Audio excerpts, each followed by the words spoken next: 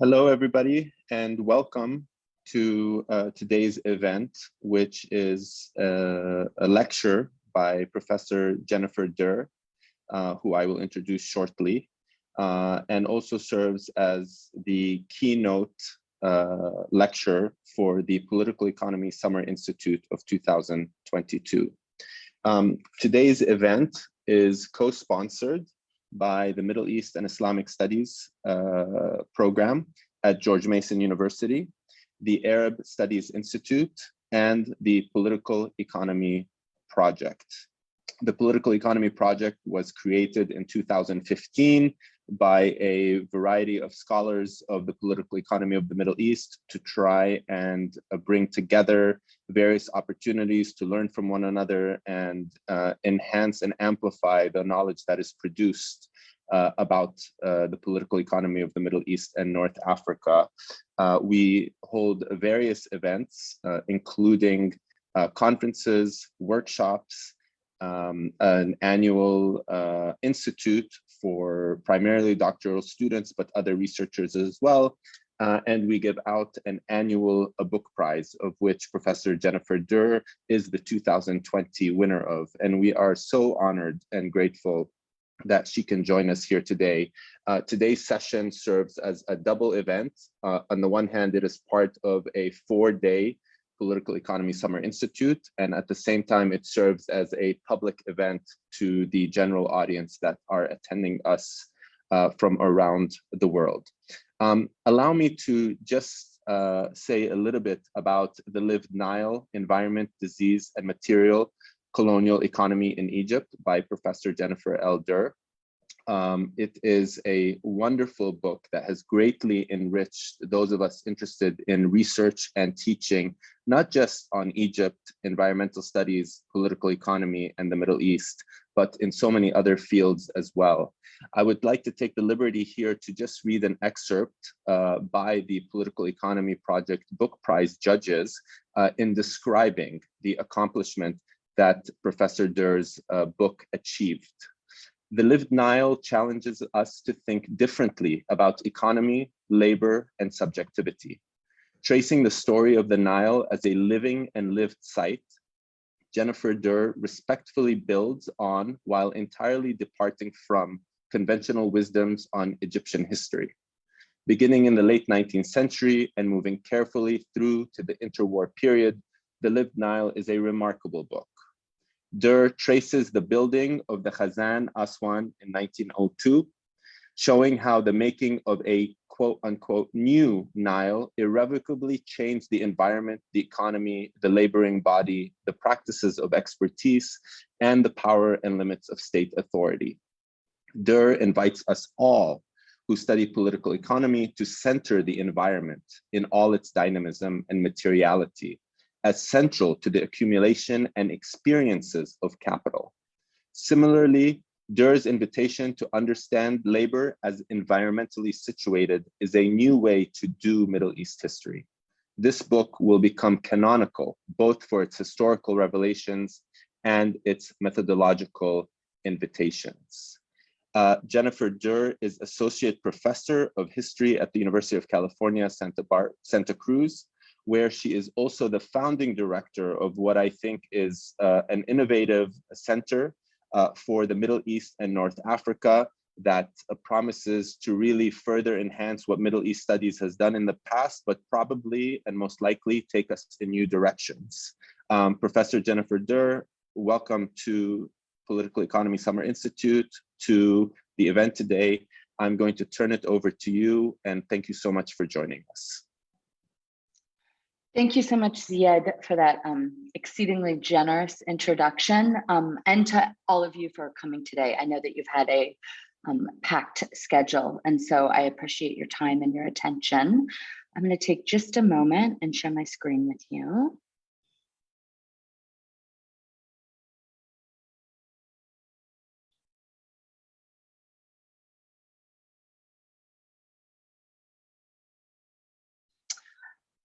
I want to start my talk today in the town of Aswan in the south of Egypt.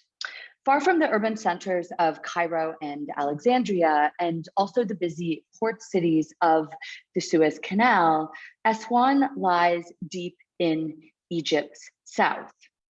And just a second, I have a slide issue here. Aswan lies deep in Egypt's south, which in the late 19th century and the early 20th century was very much Egypt's periphery near its border with Sudan. December of 1902 was a month of celebration and festivity in the town. On the 10th of December, the first modern dam constructed on the Nile River, a dam known as Khazen Aswan, was inaugurated.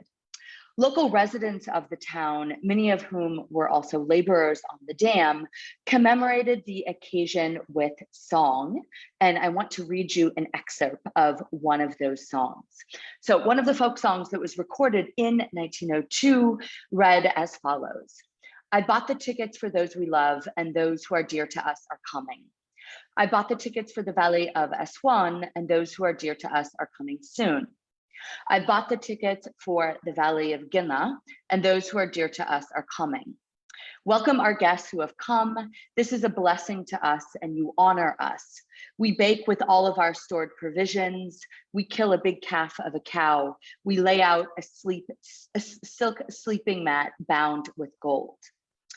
Now, Khazen Aswan, the dam that was at the center of this song, so sorry, I'm having some problems. Let me just check. Can everybody still see my slides, or have I stopped sharing my screen?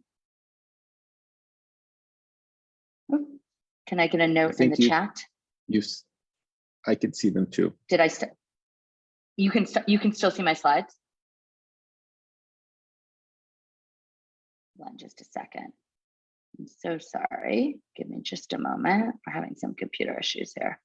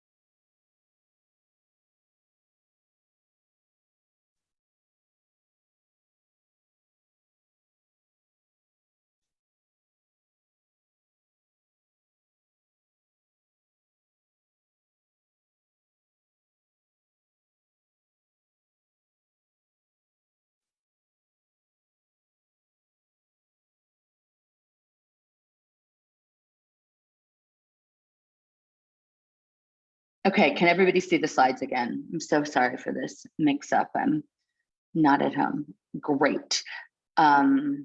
Excellent. Okay. Khazen Aswan was the centerpiece in the production of a new Nile River.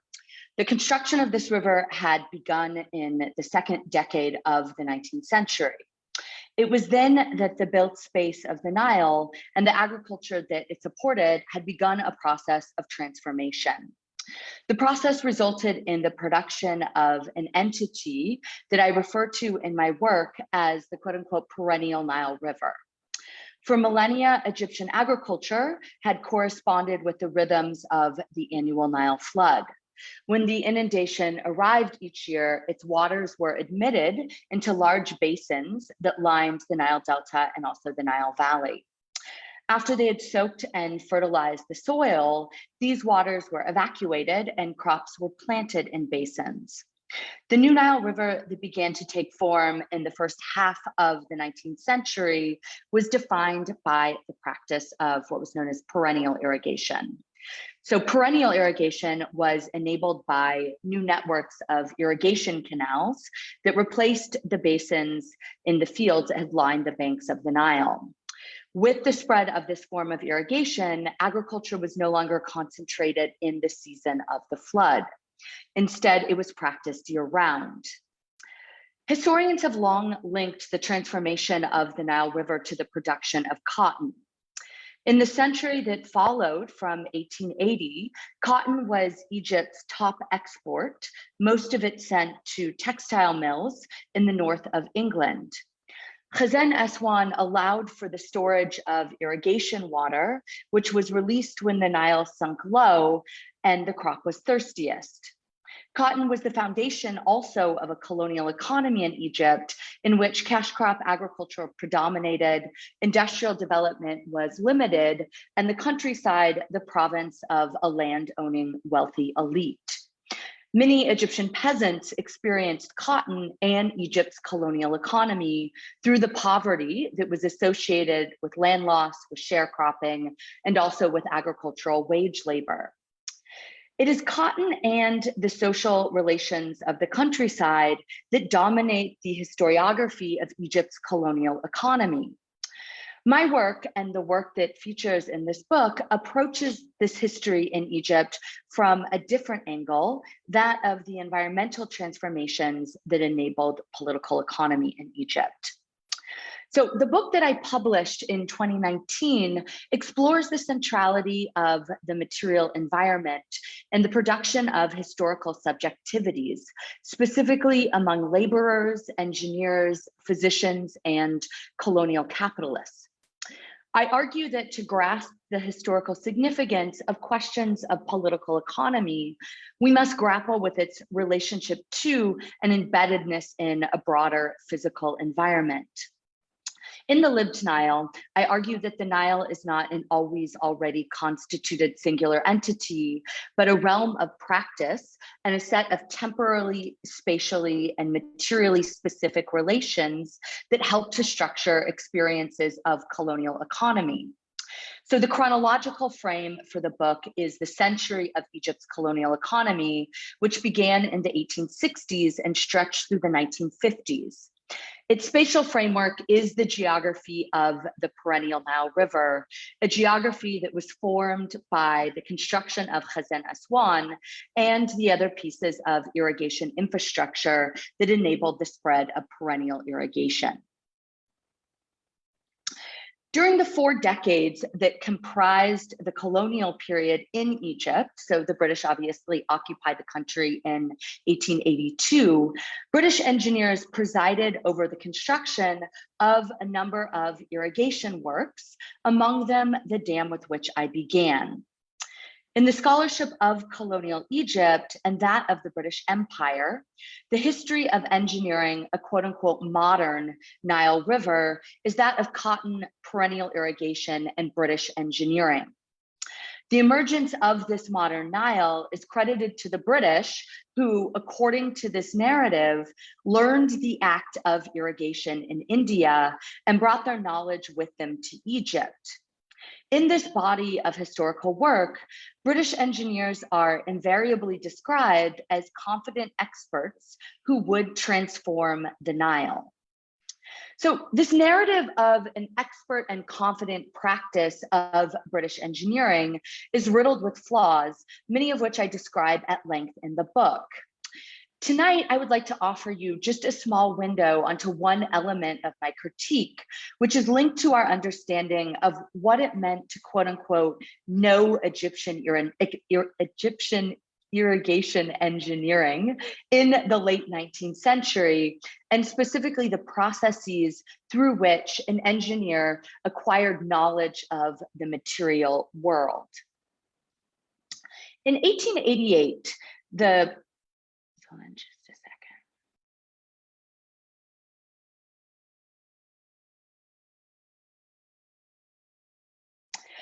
The Egyptian Public Works Ministry was one of the first institutions of the Ottoman Egyptian state to come under British direction. In the early days of the occupation, a British advisor was appointed to direct the ministry, and British engineers were also assigned to different regions of the country to oversee irrigation. These engineers encountered a complex landscape of irrigation, of which they knew very little when they arrived. While most had been posted to India before they came to Egypt, there were stark differences that distinguished Egyptian agricultural environments and the administration of irrigation within them from those in northern Egypt. One of those differences was that Egyptian agriculture depended exclusively on water from a single river. So during their first decade in Egypt, and this is between the period that stretched between 1884 and the middle of the 1890s, British engineers learned to articulate, to measure, and also to interpret the agricultural environment of the Nile River through the frameworks that were deployed by Egyptian cultivators and local officials. In the late 19th century, civil engineering had not yet coalesced as a global field of knowledge that was rooted in a concept of the abstract sciences. Being an engineer relied on one's knowledge of the specificities of local environments rather than mastery of the abstractions of mathematics, physics, and material science. So this was especially true of British engineers who in the 1880s were not trained as specialists in particular fields, nor were most formally trained at all. In Britain itself, the vast majority of those who worked as engineers trained through a system of apprenticeship. In the territories of empire, colonial officials, many of whom were in the military, rebranded themselves as engineers, primarily because they were tasked with building things. Among these things, irrigation works. Now, in this first period of British engineering in Egypt, the reports of the Egyptian Public Work Ministry are replete with examples of the endeavors of British engineers to engage and deploy what I refer to as the vernacular of the Nile River. Engineers learned to use Arabic terms to speak about irrigation. They adapted local forms of measurement and environmental assessment to administer the distribution of water during the annual Nile flood. They also began to understand the calendars that guided irrigation and agricultural production. It is this last subject, that of agricultural time, on which I would like to focus for a few minutes. So understanding Egypt's system of basin irrigation demanded a facility with different systems of marking and recording agricultural time. First, one needed to master the specific forms of labor, environmental management, and cultivation that occurred during each of the 3 seasons of flood-based agriculture. So these seasons were summer, flood, and winter. In their administration of agriculture, Egyptians also often reference the 13 months of the Coptic Christian calendar, which derived from the traditions of ancient Egypt. These months were associated with changes in climate and the specificities of agricultural production. So, within Egyptian dialect, even in a time that is far beyond the rhythms of flood-based agriculture, the 13 months of the Coptic calendar are still used to talk about climate and agriculture and weather. Cultivators and local officials, additionally, often paired Coptic months with the lunar year of the Islamic calendar. Mastering these different calendars and their material linkages to the agricultural landscape was a process that was both complex and localized. In 1888, the Public Works Ministry sent one particular engineer, and one who arises frequently in the history of the modern Middle East, someone who is named William Wilcox, to the south of Egypt to investigate troubles with the system of basin irrigation that prevailed in that region. Wilcox was the most prominent of the British irrigation engineers appointed to Egypt.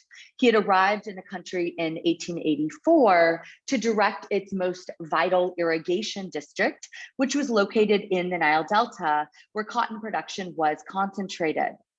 Wilcox would remain enmeshed in Egypt's irrigation systems and their politics for the next 4 decades.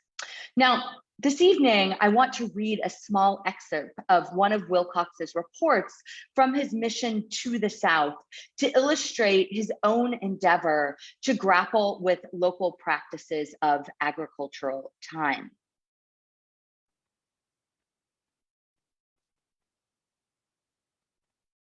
Sorry, I keep having a cursor issue. I keep losing my cursor.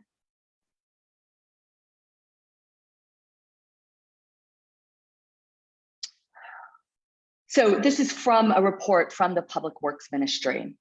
Water should not be permitted to enter any basin before the 1st of Misra, which roughly corresponds to the 6th of August. If an irrigated basin is dry before the 1st of Tut or the 10th of September, it is considered sharaki. If an irrigated basin is dry before the 17th of Tut or the 26th of September, it will yield a poor crop. Now, when one reads the reports of the Public Works Ministry during the occupation critically, the processes through which British engineers learned irrigation by interacting with local Egyptian officials and cultivators on the one hand, and on the other, the material world itself, are plain as day. Not only do the records of this knowledge acquisition help to unsettle the location of technical expertise in the figure of the competent and expert British engineer, they're also one piece of historical evidence and a much larger story about the material and geographically specific processes through which colonial civil engineers were made specifically in place. In 1898, construction on Khazan Aswan began. Approximately 10,000 Egyptian workers, many of them from the Nile Delta and Central Egypt, came south to build the dam. So somewhere around 900 European laborers also worked on the project, these laborers of British, Greek, and Italian origin. So generally speaking, Greek laborers worked with Egyptians to excavate the site and build the dam's rubble masonry. Northern Italian stonemasons dressed the large ashlar stones that formed its outer face. And I'm going to show you in just a second an image of one of those stones.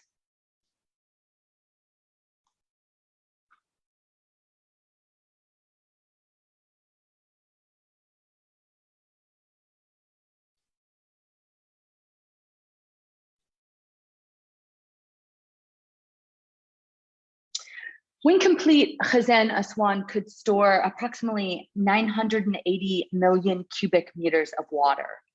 When the dam's sluices were closed, this water formed a reservoir that stretched 60 miles to the south of the dam and totally transformed the geographies of Nubia, which lay both where the dam was constructed and also to its south.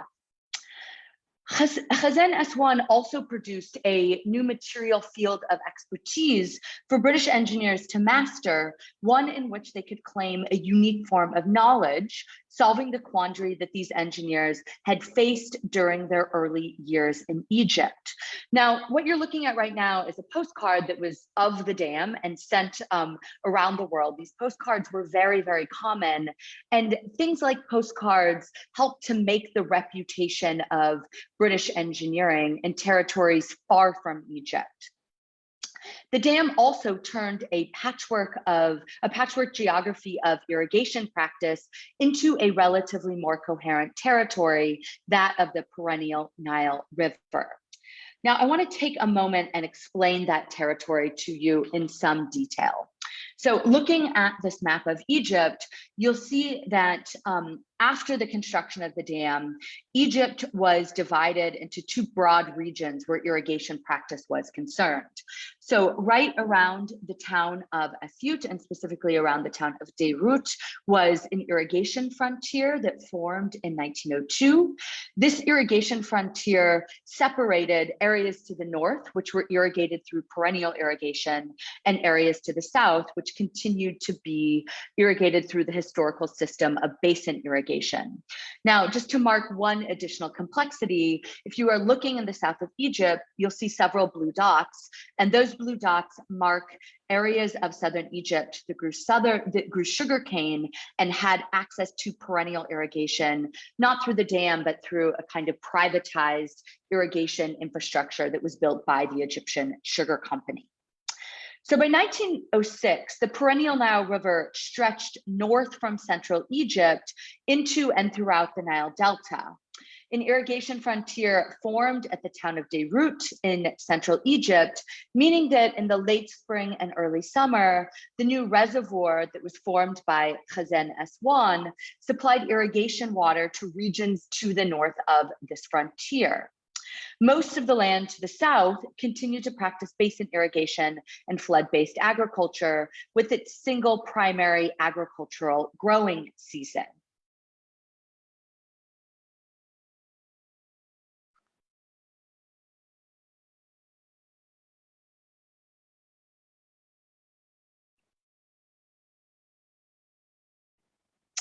The territories of the perennial Nile River became the heartland of Egypt's colonial economy.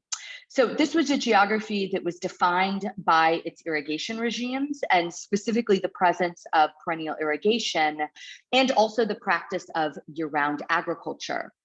British engineers used irrigation infrastructure to colonize the complex temporalities of agriculture that were associated with flood agriculture.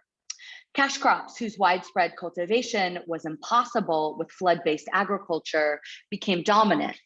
Cotton, produced in the Nile Delta and also in central Egypt, was one of these crops, but sugarcane and maize were also important other cash crops that rose to prominence during this period. Now, it was not simply agricultural ecology that bound the territories of the perennial Nile River. This was also a geography that was produced and maintained by particular configurations of colonial capital.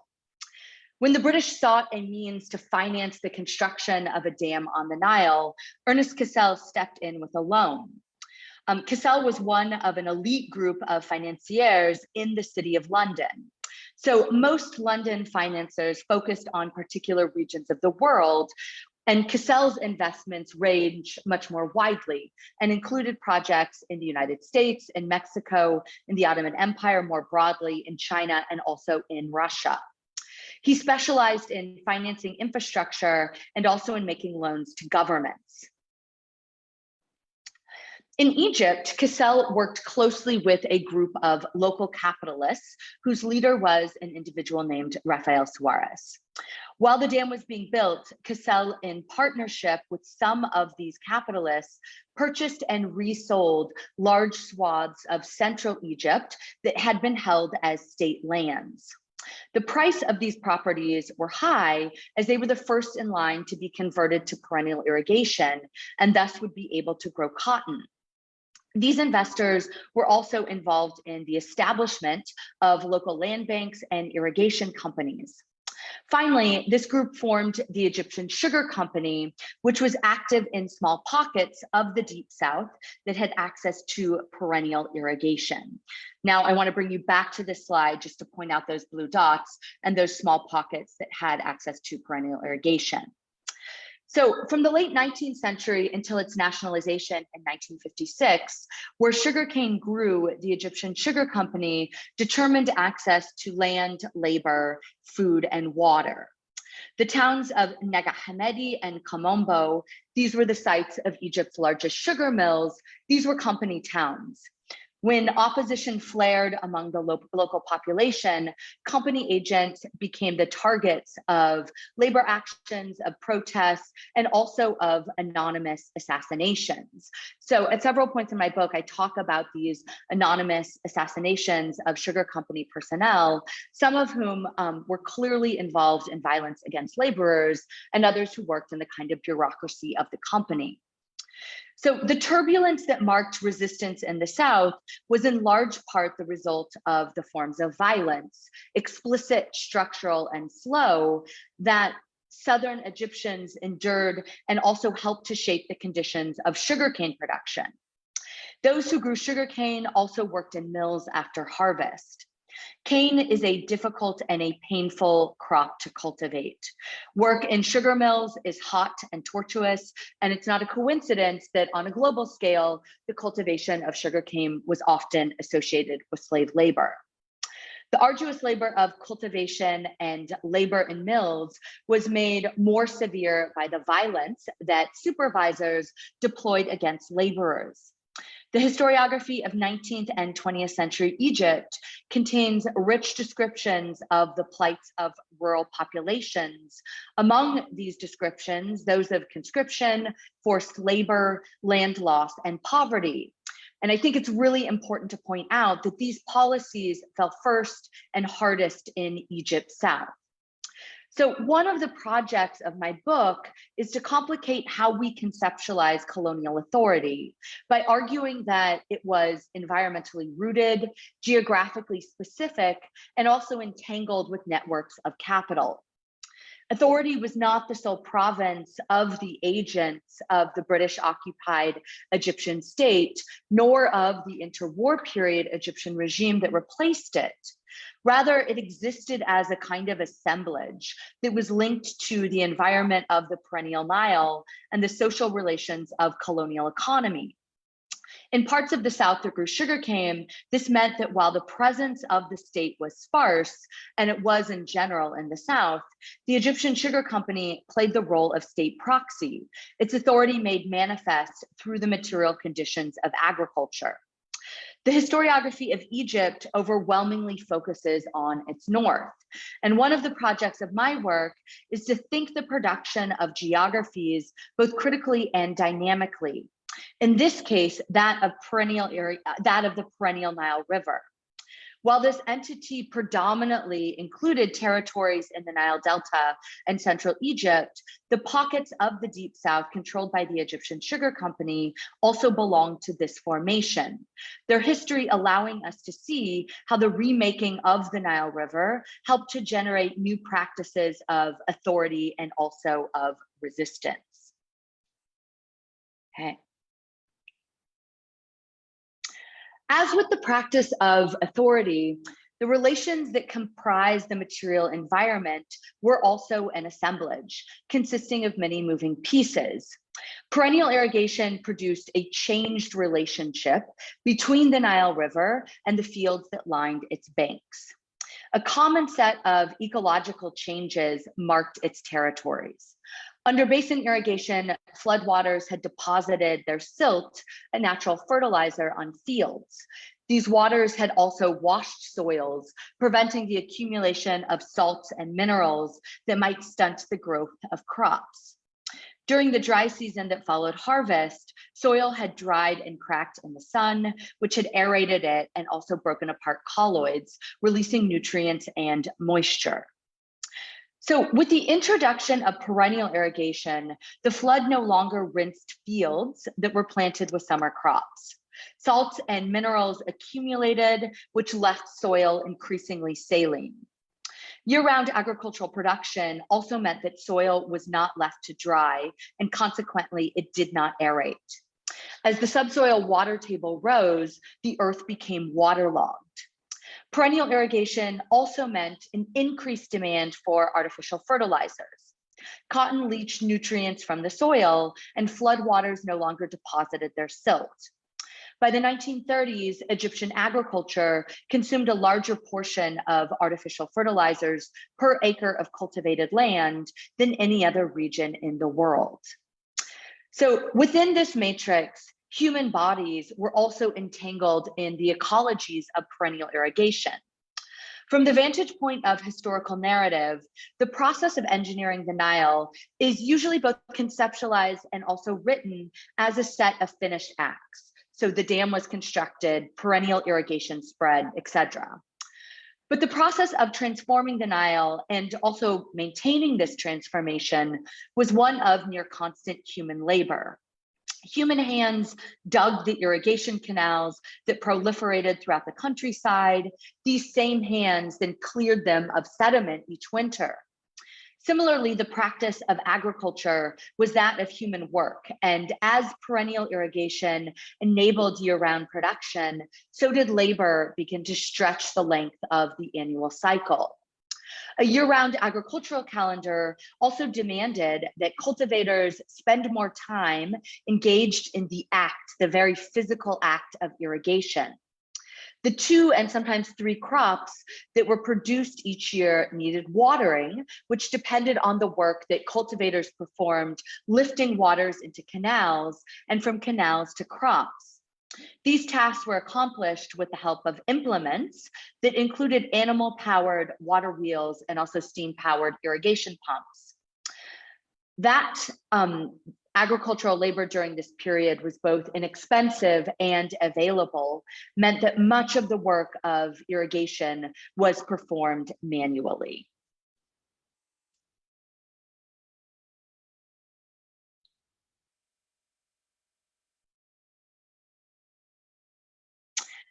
So many cultivators irrigated with the aid of a device which is known as the shadoof, which consisted of a basket or a bucket attached to the end of a wooden crossbar, fitted with a counterbalancing weight and balanced on 2 vertical supports planted in the soil about 1 meter apart. Work on the shadoof took a toll. Men spent the length of the day in the summer sun, whipped by wind, and also soaked by the water that fell as they repeatedly raised and lowered the instrument.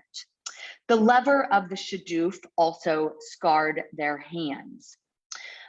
One folk song lamented about these scars. My wound has gangrene, it has rejected ointment. My wound from the water hardens on me. A poor man's tool, the shadoof and the bodily transformations that it wrought were dreaded, and another folk song expressed, the stalk of the shadoof made us wood and leather. The stalk is disgraceful, it makes the old cry. With the spread of perennial irrigation, use of what is known as the tambour, or an Archimedean screw, which consisted of a screw-shaped implement encased in a long cylinder that laborers turned to pump water into irrigation canals, this tool became increasingly common with the shift in Egypt's irrigation geography. While its operation caused less pain than that of the shadoof, use of the tambour meant more contact with the water that filled canals. The environmental contact associated with irrigation labor helped to fuel an epidemic of environmental disease in the countryside. Symptoms of disease became so common that they came to constitute normative habitations of the body. Now, some of you might be familiar with other notable works that chart the significance of environmental and political change in the production of disease, and I'm specifically thinking of works by Timothy Mitchell and Linda Nash. Now, while my work builds on these approaches, its focus and its argument differ fundamentally. So in my scholarship and my approach, I'm concerned not only with the fact of the appearance of disease and its environmental and political entanglements, but my work also focuses on the centrality of lived experiences of disease to the constitution of the subject. So one of the arguments that I make is that the historical notion of subjectivity needs to be understood as both conscious and also embodied. Now, within the field of Middle East history, scholars have primarily approached the question of subjectivity from the vantage point of categories that include class, gender, nation, and also religion. So my work doesn't seek to upend these approaches, but rather to complicate our conceptualization of subjectivity by reading pain from the archive and arguing that experiences of embodiment are central to how we understand our positions in the world. So the rural populations of the perennial Nile River suffered the ravages of 3 particular diseases. And those diseases were schistosomiasis, also known as bilharzia, hookworm, and pellagra. Pellagra affected rural populations broadly, whereas schistosomiasis and hookworm affected laborers in particular. Now, I want to begin by describing schistosomiasis because in many ways it's the most important and the most prevalent of these diseases. So schistosomiasis in Egypt is caused by two particular parasites, Schistosoma hematobium and Schistosoma mansoni, which produce the disease. And also the tiny freshwater snails that serve as the intermediate hosts for these parasites thrived in the ecologies of the irrigation canals and drains that facilitated perennial irrigation in Egypt. So here's an image of some of these two species of snails that serve as the intermediate hosts for parasites. So in rural villages that depended on the Nile for their water, canals quickly became centers of village life. So approaching the Nile could be treacherous, especially when the river ran high and fast during the flood.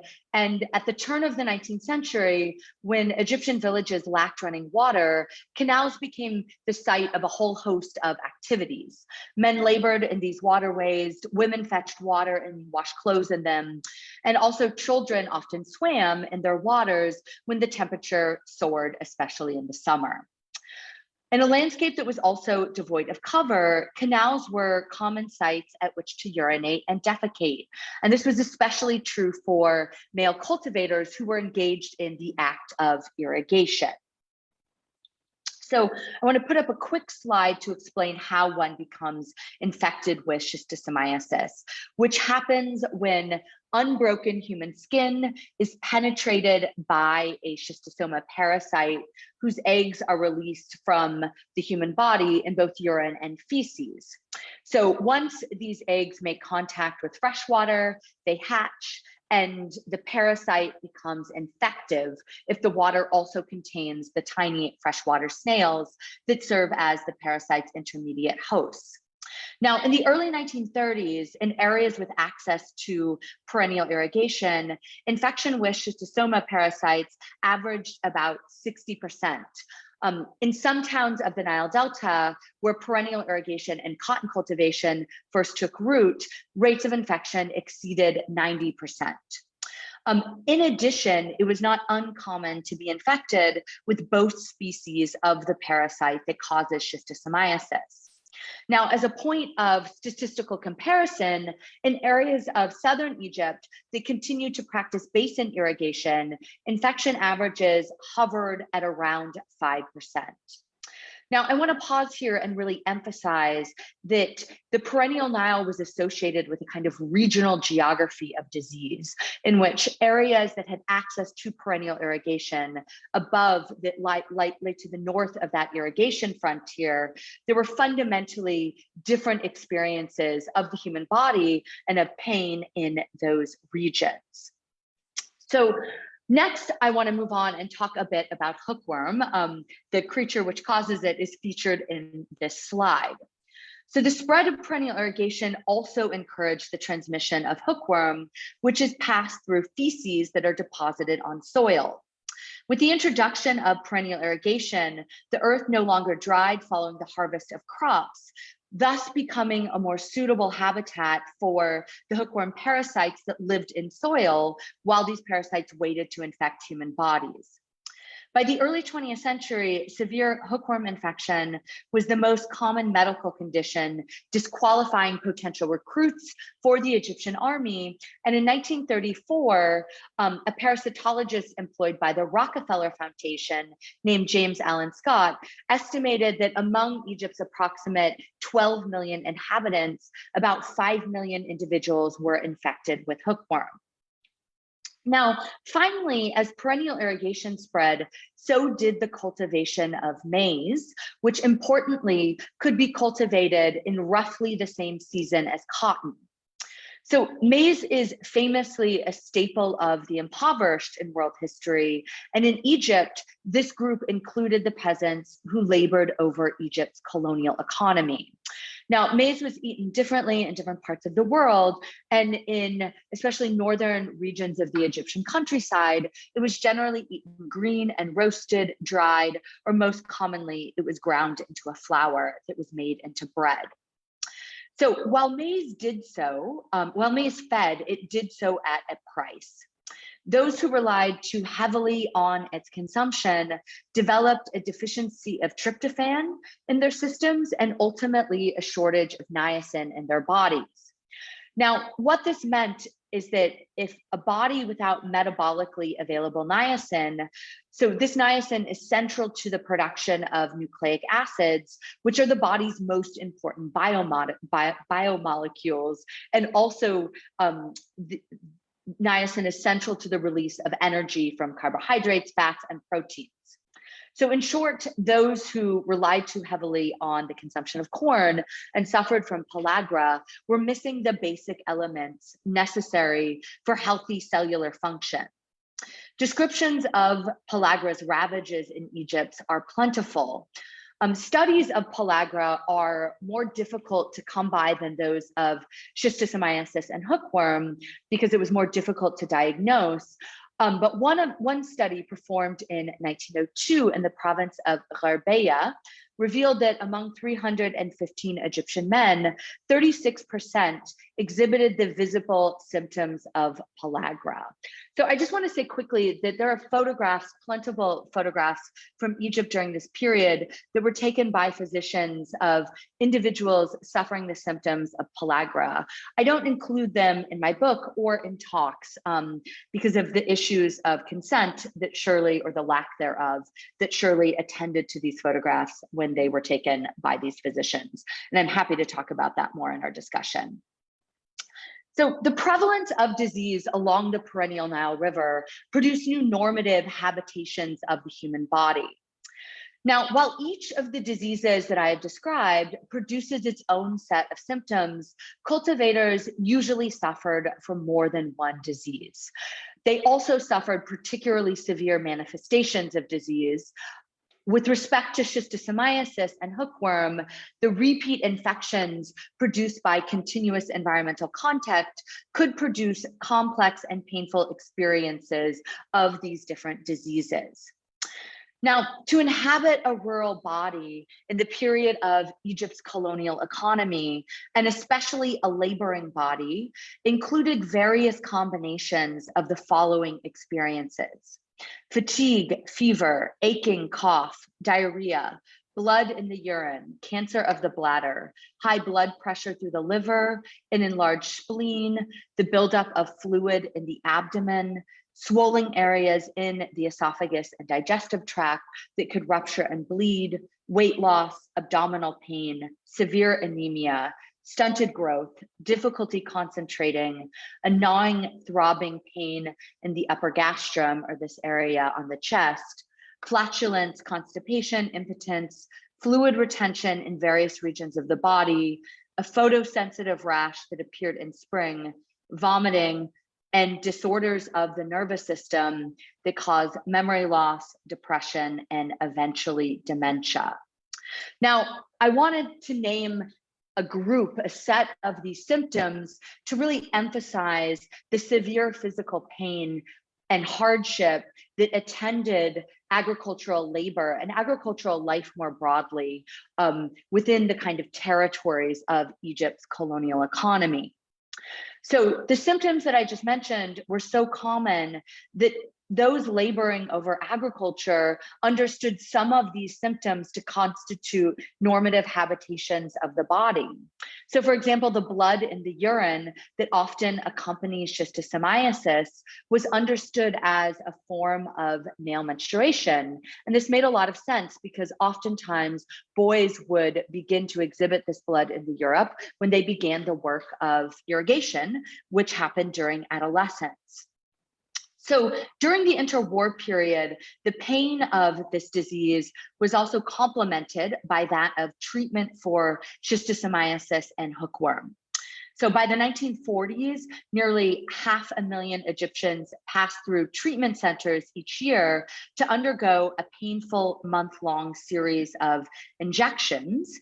Most of the time, the effects of this treatment, these injections, were erased with their return to rural life.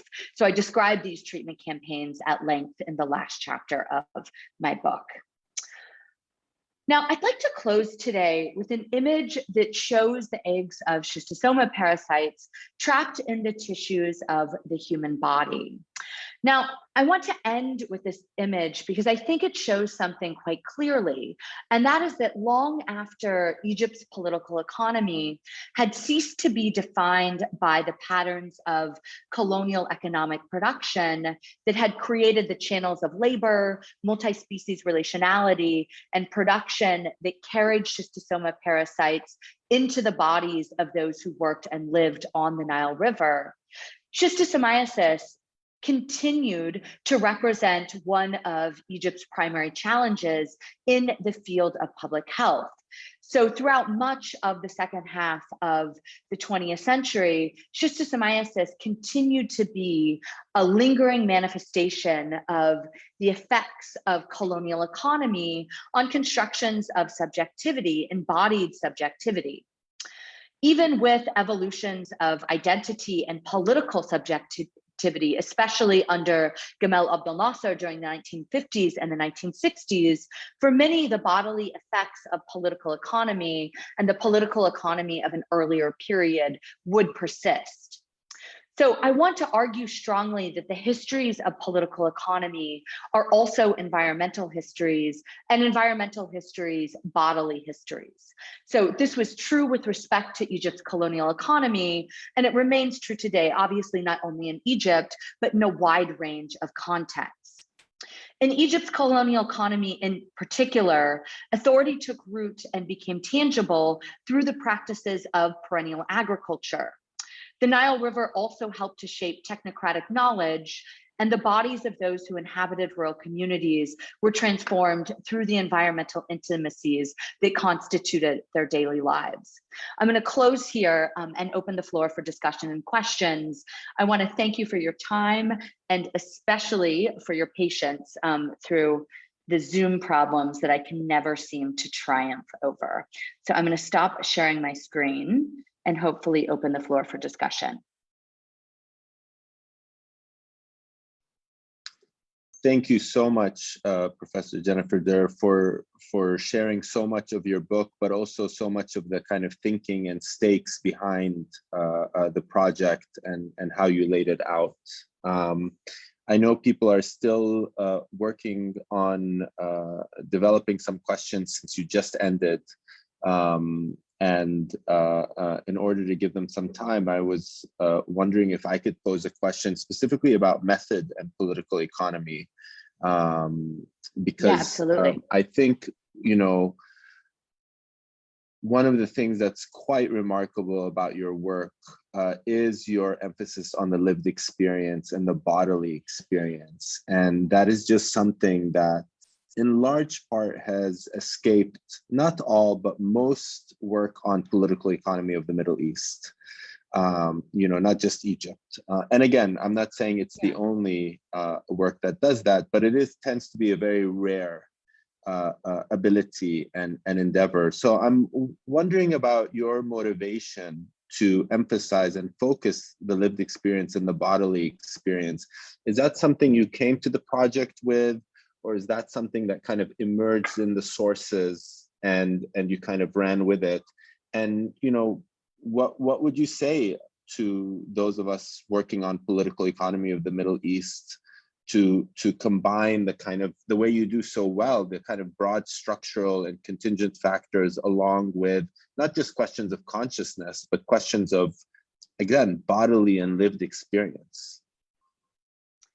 Yeah, thank you for that question, Ziad. I think that's a great question. It has a complicated answer.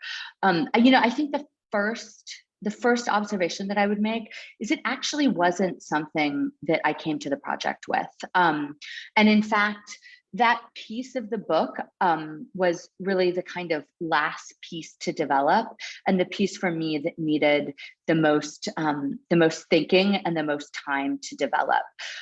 So I want to say a few things about how I think political economy has developed within the historiography of the Middle East, and how this embodied piece gets brought into political economy. You know, I think an observation that I would offer is that I think I was trained by a historian of labor and historian of political economy more broadly in graduate school.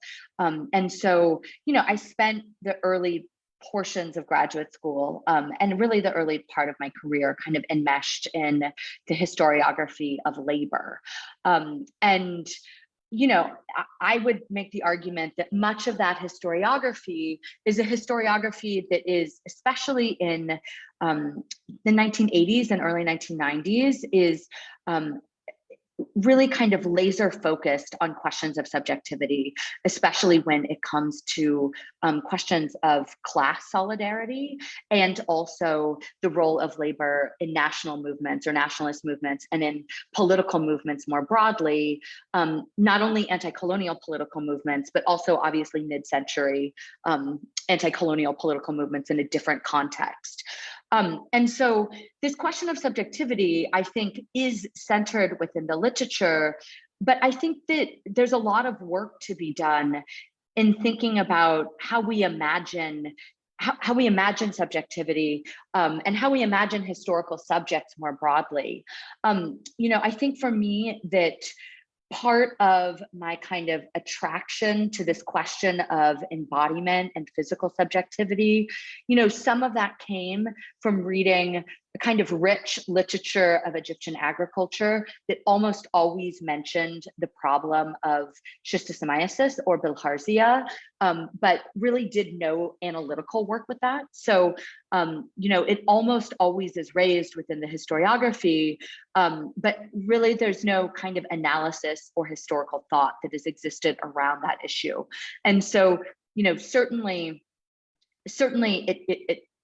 it caught my attention. I do think also that as I started to think about that question, there are historians who work in other parts of the world who have really thought less about subjectivity, but rather about the centrality of environmental disease to particular political economic formations. So a primary example of that happens in California, and specifically with disease, which is often cancer, which is caused by pesticides that were used and impacted farm labor in California. But I also think, it was pretty clear, you and I know I spent a lot of time in Egypt, and much of the time I spent writing this book was time actually in Cairo. And so the physical toll of agricultural labor and of rural life more broadly, that's a physical toll that is really evident when one is sort of thinking in place about the historical role that agriculture has played, and also like what that does in the present. I'm answering your question with the longest answer ever, but the last thing that I want to say, and I'd be happy to talk about this more, is that I think, a really difficult thing about this book, and something that I think is a tricky methodological issue that I don't think I would never argue I've found the perfect solution to this, is that, pain, people often don't talk about their pain in the archive, and how we imagine pain and disease is a historically contingent question, right? So it's a dangerous thing to imagine our bodies as they exist in any human moment or any historical moment back on other histories and other times and other contexts. I think that's a tricky thing to do methodologically. And it's an uneasy thing for me. And so I think that archival question, the kind of where do you find pain? How do you understand pain? And what kinds of questions can you treat, and what kinds of questions are beyond our reach? I think that's a really tricky one. Thank you so much. That answer was not too long at all. In fact, I could listen to you talk about that for quite some time, because I think really that's one of several really powerful and convincing aspects of your work. We're going to turn it to a couple of other questions. I'm going to ask people to keep their cameras off just because of the trickiness of the connection and the broadcast, okay. But I will call on you. So Ziad, you have a question or comment? I'm going to turn it to you.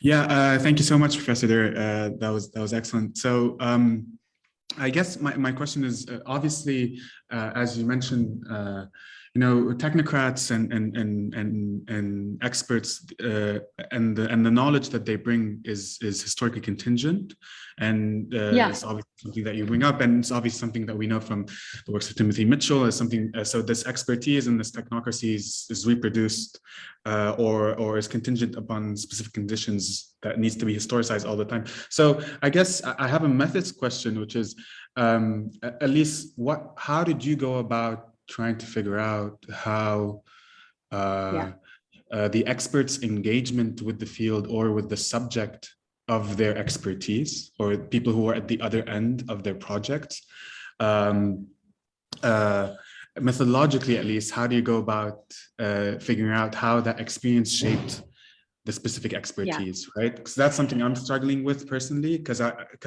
I'm working on something kind of similar, and I have all this material and document pertaining to experts, and I don't want to have that overwhelm the perception of the subject and render, and I want to actually, but I know the fact that experience has changed their perception of what knowledge is. So how did you go about doing this, and any tips? Thank you.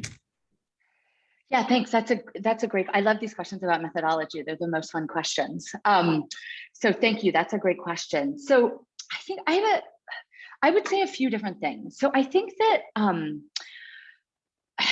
I mean, the one answer to that question is I spent a lot of time reading not only public works reports, but also, I mean, especially in the colonial period, obviously there's a lot of published material, but I also had like smaller pieces of those reports from Darul when I was working in Cairo. And so I could see some of the disjuncture between who was reporting from the field, and often that it was done in Arabic and not by these kind of high-ranking British engineers, and then what was being published in these public works reports. And so some of the methodological question came from a kind of archival dialogue that I was seeing in different kinds of sources.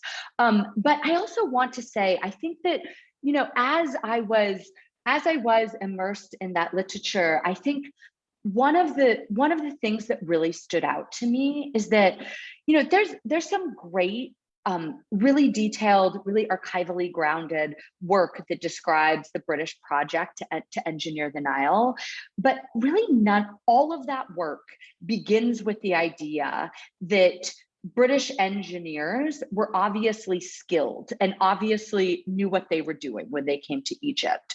And the more reading I did about British engineering as a training system, what was going on in Britain during the period, some of the early engineering projects that were happening in northern India, but also the more reading I did about the practice of agriculture in northern India, it became clear to me that there was no way that those engineers arrived in Egypt with any sort of expert knowledge of irrigation engineering or construction in those contexts, right? So there's a moment that I describe in my book that happens right after Khazan Aswan is built and right before the first project to raise it, which happens you know, a few short years after it's completed. And there's a kind of moment of panic because new statistical modelings have come out, or I should say new mathematical models have been produced that make a different argument for how strain and stress will wear on a dam. So people are deeply afraid that the dam's going to fall down. And so the first project to raise the dam is also a more subtle project to repair the dam based on a kind of shifting realm of knowledge. And so I think, you know, I think for me, it was really important to think carefully and to question some of the basic assumptions that played into the historiography and to place those assumptions in conversation with an archive. You know, and another piece of that was that, you know, I knew that Egypt had a school of engineering, which taught mathematics and science before the British ever built a formal school of engineering, right? So there were just all these pieces that didn't make sense to me in the story. You know, I would also say that I think it became really important to my thinking to think about how expertise is always a performance, and it's a performance that's made through things like scholarly talks, things like the construction of dams, things like the publication of books. And so once I started to think about how British engineers were endeavoring to perform their own expertise, and some of that performance was associated with building an agricultural environment and an environment of engineering that they understood and could master, rather than expanding one that was incredibly foreign to them, right? And so I think, I think it's really important to think, when one is thinking about environmental outcomes, to not assume that those environmental outcomes are given, or that the individuals involved in their construction have any kind of perfect vision, but rather to think about why particular environments are made. And I mean why in a story about science, not just a story about cotton, and what's at stake for the experts who are involved in the making of those particular environments. Again, super long question. Ziad, did that answer your question? Or do you have a follow-up question? I see that there are things in the chat. Okay, okay. It helps a lot, thank you. It did, thank you. Okay. Let me Great. allow me to guide you through a few Can you help me additional parse? questions. Great. Absolutely. Great. I mean, I won't parse. I'll just relay. But first, to save time and to also express, the kind of gratitude people have. Mona says, "Thank you for the amazing talk." Dalia says, "Amazing work and lucid presentation." And thank you for a great lecture. Just echoing the different things. I'm seeing a couple of theoretical questions and a couple of practical or what we could call empirical questions. If anyone will allow me with, are we still allowed to make that distinction? I'm just joking.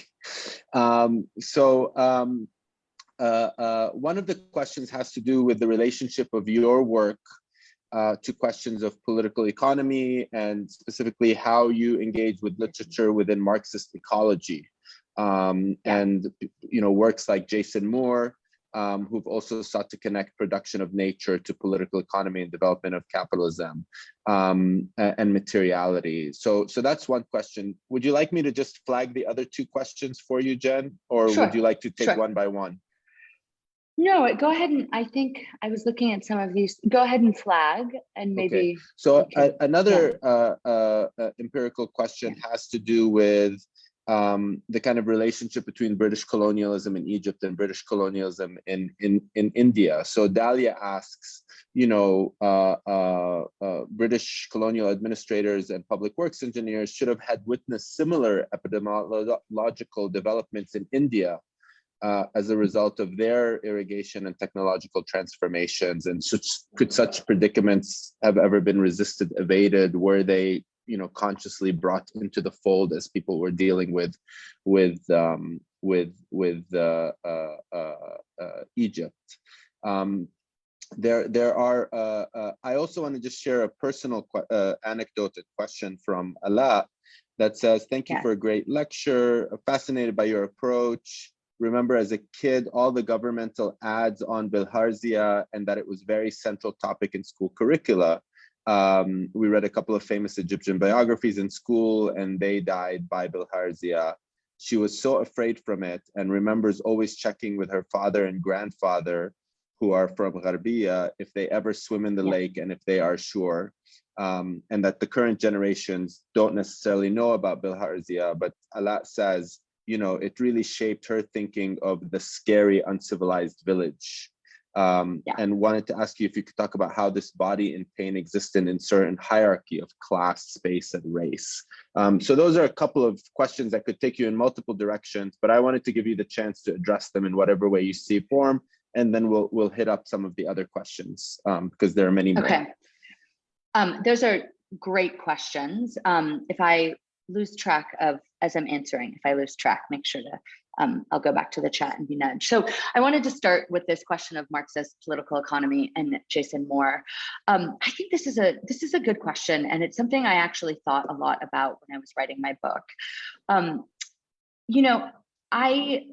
I teach Moore's work. I think it's a really important work.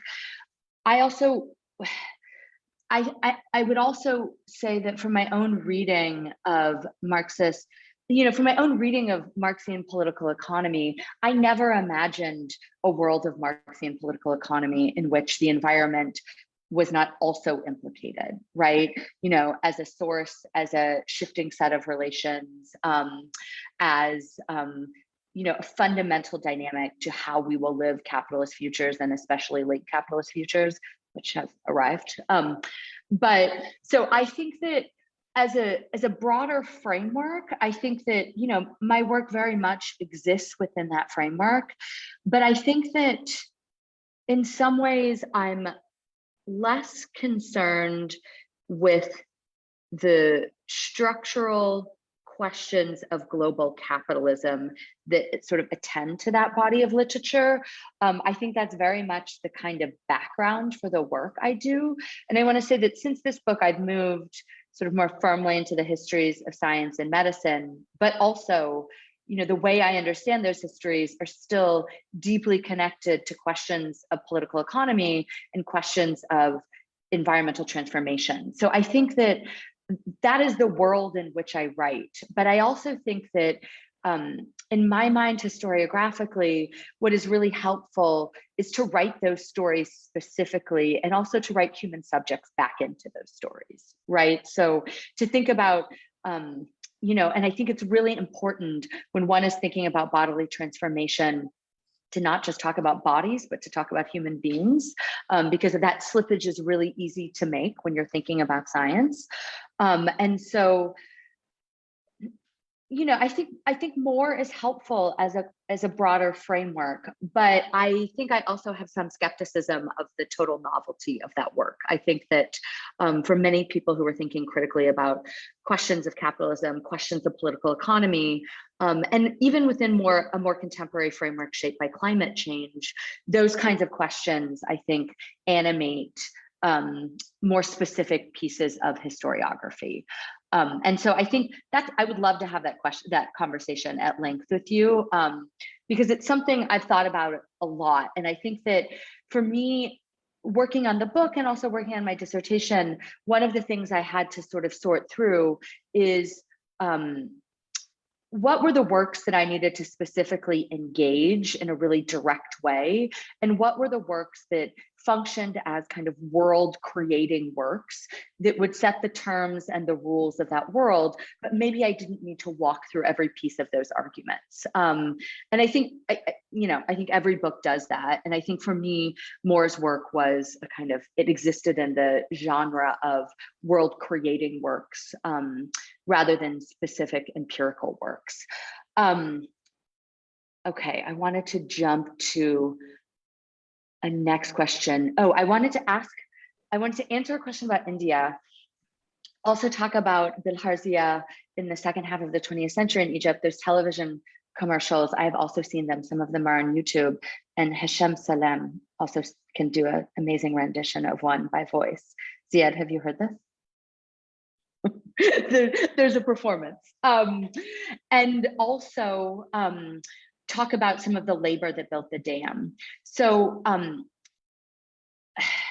the dam was built. So just I'll say a few quick words about financing for the dam and the labor that built the dam. So the dam was financed like many pieces of colonial infrastructure, in the sense that it was financed with an initial loan by Ernest Cassel. That was a loan that was paid back to Cassel by the Egyptian government. Also shares were sold to colonial investors in order to finance that dam. And I have that story sort of laid out in more detail in the book.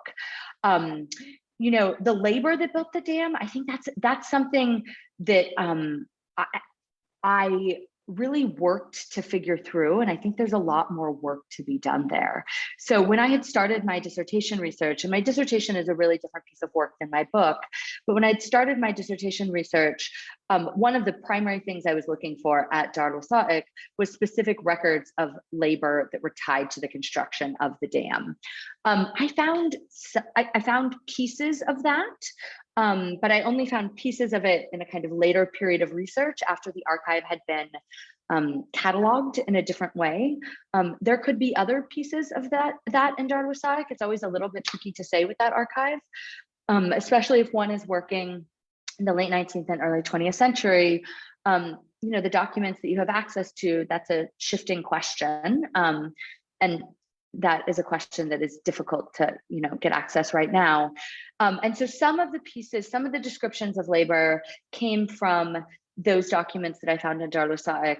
Others came from sort of British reports of irrigation. The Greek and Italian pieces, those are laborers that are mentioned quite often. Those are also laborers that in photos of the construction process, and I used photos to figure out certain things about labor, but it was really common in the late 19th and early 20th century in Egypt, but also throughout North Africa on large infrastructure projects to have this kind of mixed labor force, in which, especially in the late 19th century, what was most common is for Greeks and Italians to be hired to do skilled labor. Egyptians were hired to do unskilled labor for these large infrastructural projects. And so I was aware that that was a possibility. And then it sort of, it arises in the sources. I think I don't work in Greek or Italian. I think that someone who does work in Greek or Italian, I think there is, Ilham Khoury-Makdisi's book. There is an emerging body of literature that I think thinks really critically about Southern European migration to North Africa and the political consequences of that, but also the economic consequences of that. So I think that especially to work as someone who works in Greek and Italian, I think I do suspect there is a different kind of range of sources at consulates in different national archives that describe the kind of diverse labor force that built the dam. Race was always important in structuring labor in this period. So, skilled labor was done by Europeans almost all of the time during this early period, and unskilled labor was left for Egyptians. And so labor was always heavily racialized. And that question of race is quite central to the book. Race is a question when it comes to labor.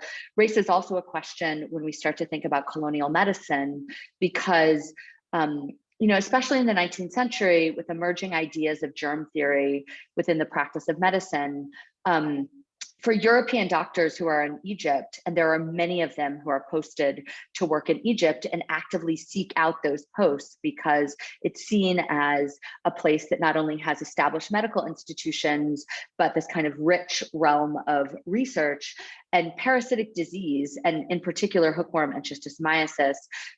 The presence of those diseases becomes one means through which colonial doctors understand Egyptian bodies as racialized and, by extension, less clean than European bodies during this period. So that question, race comes out in many different ways in the book, but specifically through the practice of medicine, and also, of course, and always through labor hierarchies and labor regimes. I quickly wanted to answer this question about India and endemicity, because I think it has two answers to it. So the first answer to that question is that so one reason that the British don't anticipate the appearance of disease in Egypt, and specifically in relation to schistosomiasis, is that schistosomiasis wasn't endemic in India. So you don't have the same landscape of disease that emerges in India with the construction of irrigation works. That happens in other places in the world. It happens in Brazil, it happens in Japan, it happens in China. But this connection between irrigation and disease and schistosomiasis is a connection that is in part made through the structure of irrigation works and in part made through questions of ecology and questions of endemicity. Something else that I would point out is that, interestingly enough, the British are building things in India before they come to Egypt, but much of the agricultural infrastructure that's built in the north of India, and specifically in the region of Punjab, is built after and during the British occupation of Egypt. So those things are happening at the same time.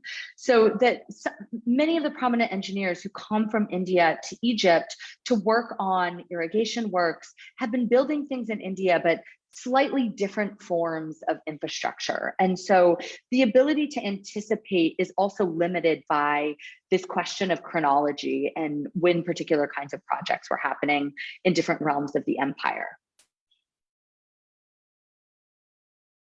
Okay. Oh, so I wanted to say something to Alette and thinking about sort of like the specter of schistosomiasis in rural Egypt. You know, so just for people who are not immersed in this, schistosomiasis continues to be a huge problem in Egypt, really until the 1980s and the 1990s. And even after that, it continues to exist. Part of the reason that that happens is an infrastructure question. So, you know, in rural areas that still lack easy access to running water, but also just in agricultural areas in which people did interact with irrigation canals, schistosomiasis continues to be a huge issue. So especially during the 1950s and the 1960s, it's one of the major projects of Nasser's state. Interestingly enough, it is more of a point of continuity than it is of change when we compare the interwar period to the Nasserist period. So the public health programs that are built under the interwar period regime in the 1930s and the 1940s, those are public health programs that are largely expanded during the 1950s and the 1960s. And there's a lot of consistency in the types of treatments that are being used to combat schistosomiasis, really beginning in the 1930s and stretching through the late 1970s. So it's the development of a new treatment that's, you know, oral, less toxic, and can be used preventatively that really starts to reduce numbers of schistosomiasis in Egypt. But, you know, throughout the second half of the 20th century, this campaign really to defeat the disease, it continues and it changes shape in some ways. And specifically in its attachment to a state that has a more robust public health infrastructure and for whom post-colonialism is deeply attached to questions of health more broadly. Also, in the second half of the 20th century, international actors become involved in large ways. That's a different story. But I think, yeah, it is really as an experience, I think it's really important in 20th century Egypt and thinking about, you know, it's crucial to how what people understand about rural life, whether one is from a rural area or not from a rural area. It becomes the kind of point at which many people interact with the state's medical system. So those things are also tightly linked. It is also deeply attached to the significance and the value of what it means to dam the Nile River, not only early in the century, but also to build the Aswan Dam. And so it continues to be central to these kinds of, I think, really important shifts in national identity and how people understand the countryside. Okay.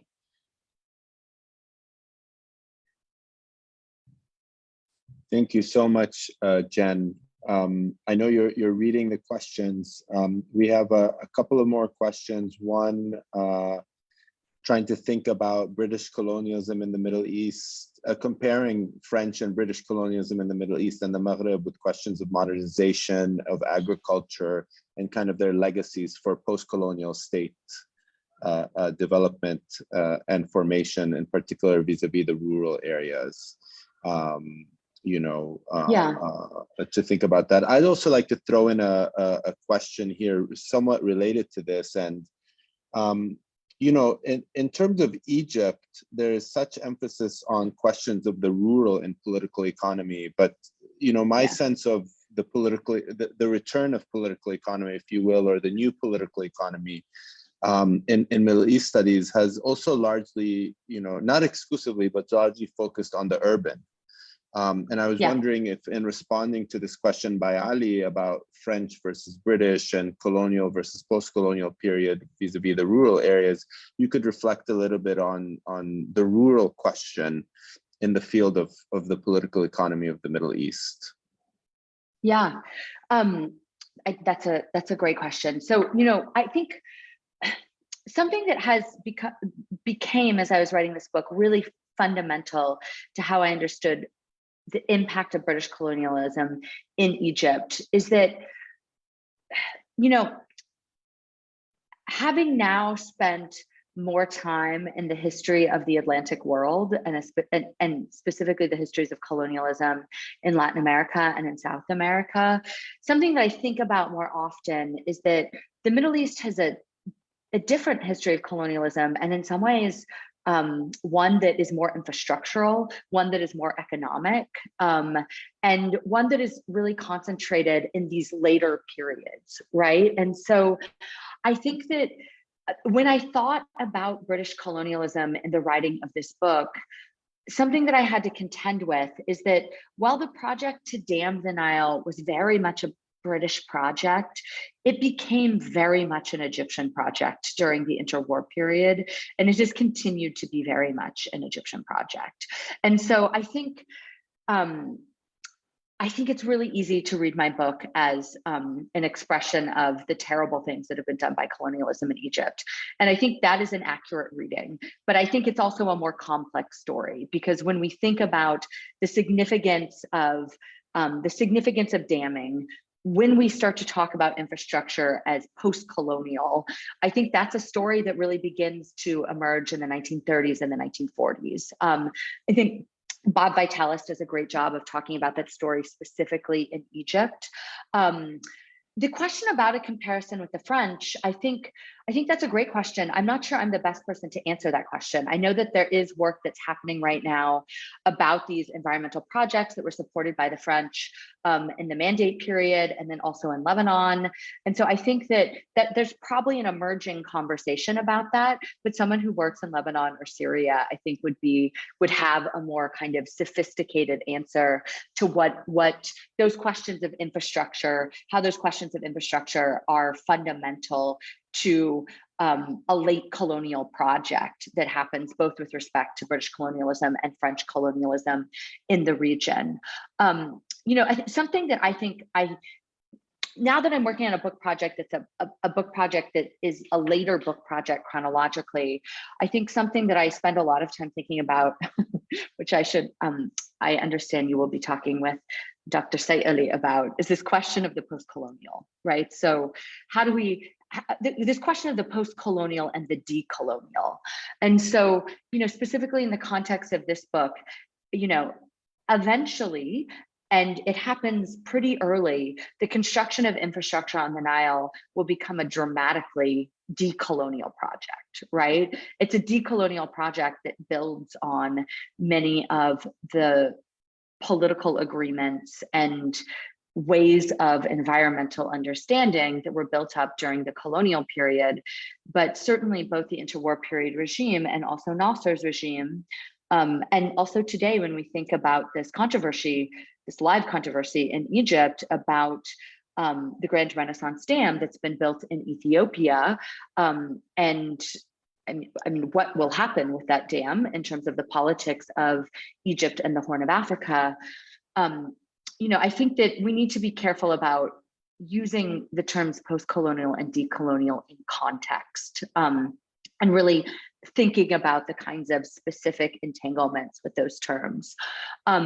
With respect to French colonialism, like I said, I really want to wait until individuals who we know, who I believe have passed through this institute and are maybe planning it, who are working on questions of environmental engineering in French territories. I think that's a great comparative question. But I think that, yeah, we'll see. Would self-coloniality fit better? Oh, I mean,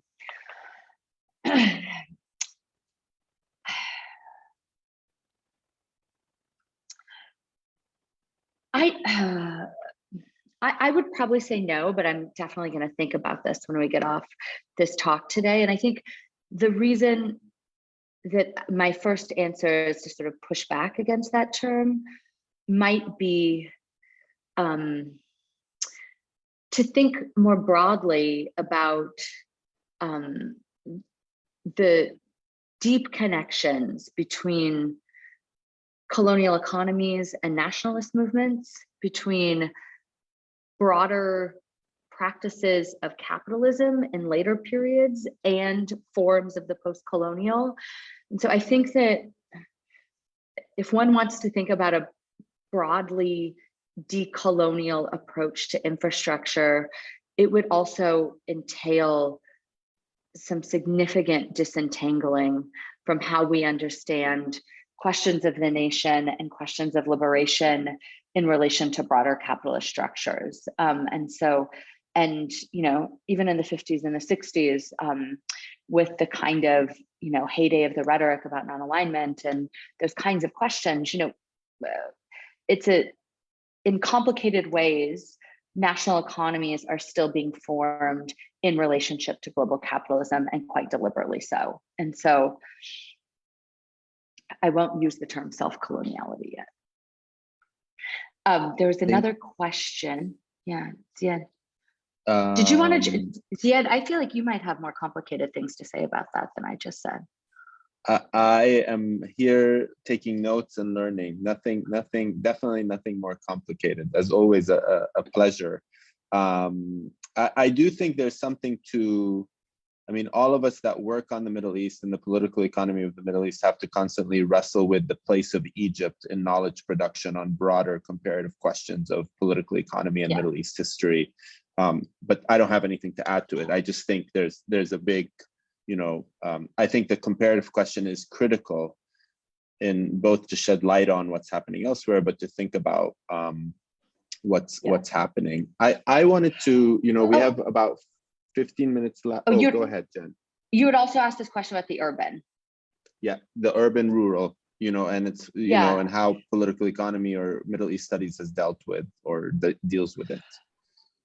So I think you're absolutely right about the kind of fixation. Well, I think there's a split fixation within Middle East political economy about how we think about rural and urban, right? Because the rural space becomes the space through which we think about broader colonial economic structures, questions of land tenure, those kinds of questions. But then when we shift to labor and we start to think about questions of organization, questions of subjectivity, we're almost always talking about urban laborers. And so in a certain sense, in my work, I wanted to push back against that. We think about labor subjectivity as an urban question, as an organized question, those kinds of issues. And so I think that's one way I would respond to that question. Another way I would respond to that question is that I don't think there's anything specific about an analytical approach that thinks through the relationship between political economy and environmental transformation. There's nothing explicitly rural about that, right? So that is an urban question as much as it is a rural question. And in some ways, I would argue maybe even more of an urban question. There's much more work to be done. And the kind of intensity of environmental relations in urban spaces, especially rapidly industrializing urban spaces, that question of Marxian political ecology, that's an urban question as much as it is a rural question. And so, especially, and, I think this also comes up within environmental history circles, right? This kind of fixation on nature and the rural. And I think, when I think of the quote unquote environment, I'm thinking about a broader material world, and there's nothing in particular, for me personally, and in my analytical approach, the concept of quote unquote nature does no real work, right? So I'm much more working with this sense of materiality, which is as much an urban question as a rural question. And so my hope is that as the quote unquote new political economy moves forward, that some of those environmental questions will be asked about urban spaces. As a more specific comment, I do also think it's really important to point out that in large cities that are expanding rapidly, especially beginning in the 1930s, and I'm thinking about Cairo and Alexandria in particular, but this would also certainly apply to other large cities in the region. Many populations live in these spaces which are neither quite rural or urban, right? So they live in cities, but they oftentimes live without the infrastructure of cities. They practice small-scale farming within cities. So with schistosomiasis in particular, many people are becoming infected in canals that exist basically in Cairo, right? And so it feels, I think that that feels more rural than it is. And I think this question of what people call the peri-urban, which sounds like too dry of a category for me, but we've talked about this in ethnographic work and anthropological work about, when we think about Cairo and think about these new settlements and what it means to live without infrastructure. So those questions have been examined, but I also think that what does that mean as an environmental experience and an embodied experience? I think that's a really important question as well. Yeah, absolutely. Thank you so much. We have 10 minutes left, and if you don't mind, I'm going to lean in and try to take advantage of them. I know you're also, by the way, in a Mediterranean time zone, and so this is actually the end of your day, not the start or middle of your day, as it is for many people. So we really appreciate it. There are a few questions that are asking specifically, I think, about things that you're quite articulate about in your introduction or in your conclusion or in your book. So I'm going to encourage people to, really dig into the book for some of those questions. We have about 9 minutes left, and most of the audience members are working on their dissertations. So I have to kind of ask the question about, looking back at your own experience and the training you do for graduate students at your own school, department, and center. If I could put you on the spot, any things you wish you did differently, or you wish you could go back and tell your dissertating self, beyond the generic stuff that we get told in graduate school orientation.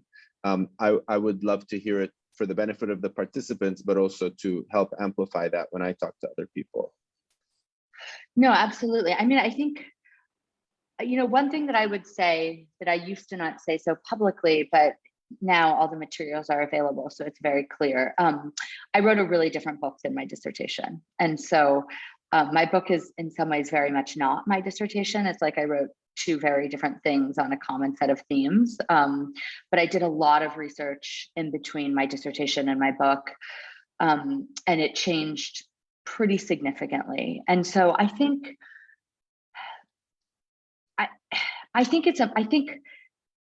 for me, it was important to remember that, especially between the dissertation and the book, that as you sit with a project, it will evolve. Now, I don't think everybody's projects will or should evolve as much as mine did, but I think it's really important to think about the dissertation as your first polished take on a particular subject and a set of questions, but one that you will have a kind of the ability to approach again. I also think that for me specifically, it was really important to put down my dissertation for a little while, and to stop thinking about it so that I could think about it again.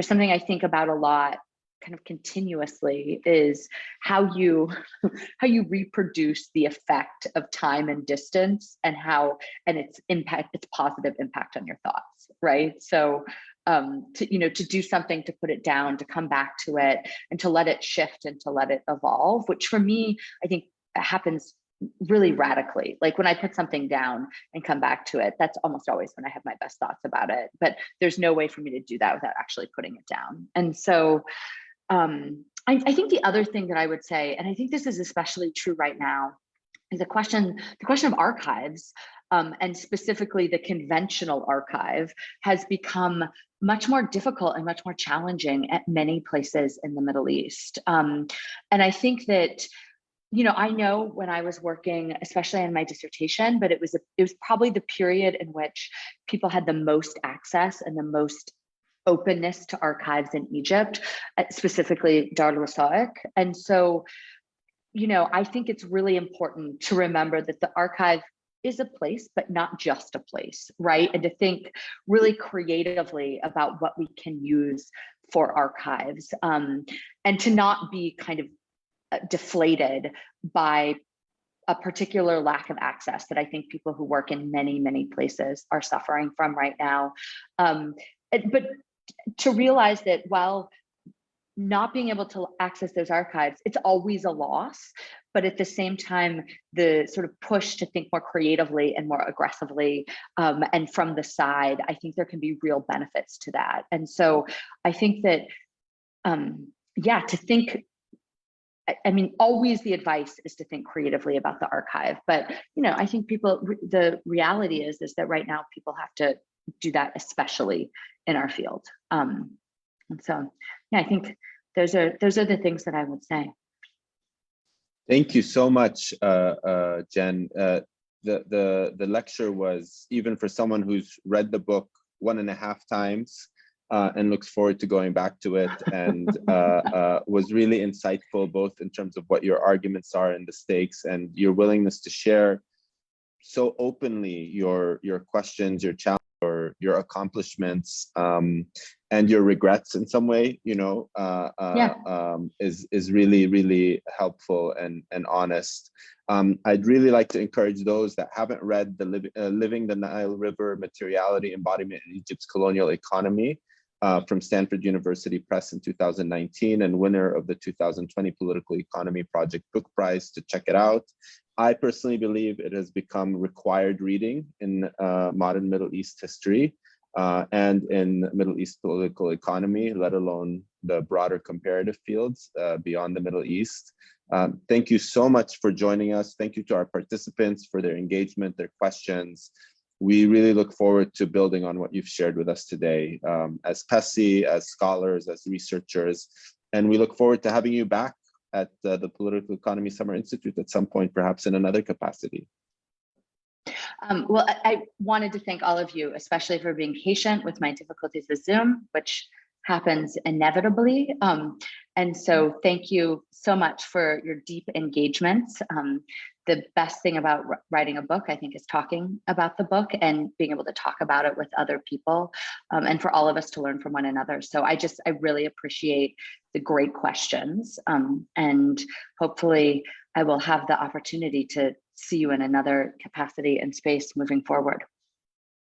Thank you, Jen. Just a reminder to our participants that we're having about an hour break, and then you're having your research breakout sessions, which has a designated Zoom link. And for those of you that are based, of course, in the US and North America, you will receive further instructions when you log in there. Thank you, everybody. Jen, thank you, كتير, يعطيك العافية. And we will download the chat for your records, just so you have a sense of the questions. And of course, we'll share a recording with you of the lecture. Thank you, everybody, and see you later.